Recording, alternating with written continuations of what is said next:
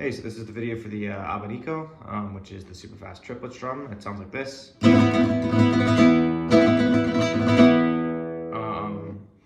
yeah, it's basically, I'll just preface it by saying there's a lot of different ways that people do this. So this is the way I do it. This works best for my hand. If it doesn't work best for your hand, then that's perfectly fine. You can do it any other way, but this is the way I'll be teaching it. So yeah, first things first, make sure there's no arm movement.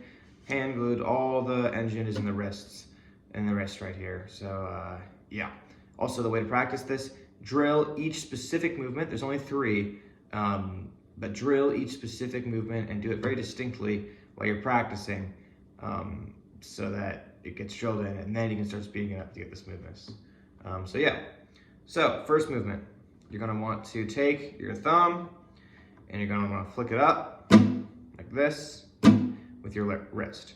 And when you're doing that, notice how my hand is kind of angled, not like completely perpendicular with the strings, but a little bit closer to that. So my fingers are kind of ready to go down. So again, the first movement, up with the thumb. Next movement is going to be out with your index or your ring finger, like this. This is the hardest one, but you don't want to move your index finger. You want your index finger to kind of stay curled back here, but your ring finger extends. So this is hard. This is really hard to do. It's going to feel weird. You're going to have to practice it a lot.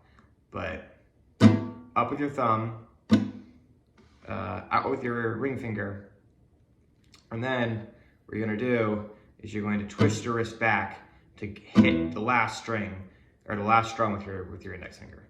So very slowly, it looks like this. Up with your thumb, out with your ring finger, strum down with your index finger. So you're twisting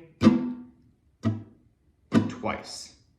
And the middle strum is done by extending your ring finger.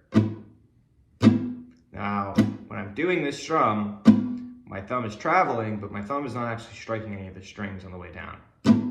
It's only striking strings on the way up. So this is going to feel weird. You're going to be like, how is this going to get faster? When you get faster, the down strum of the down strum of the index finger or the ring finger, you actually won't be really extending as much as it will just be in time with the separation between the 2 fingers will give you enough time to have 2 distinct strums.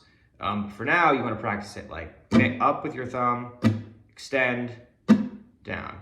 So just do this very slowly.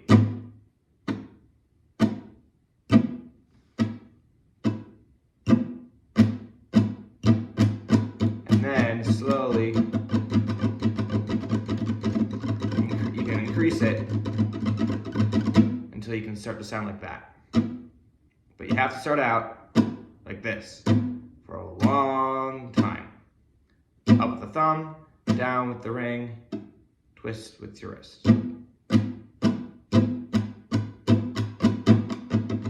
kind of keeping my index finger a little curled here when I'm doing this as well. But yeah.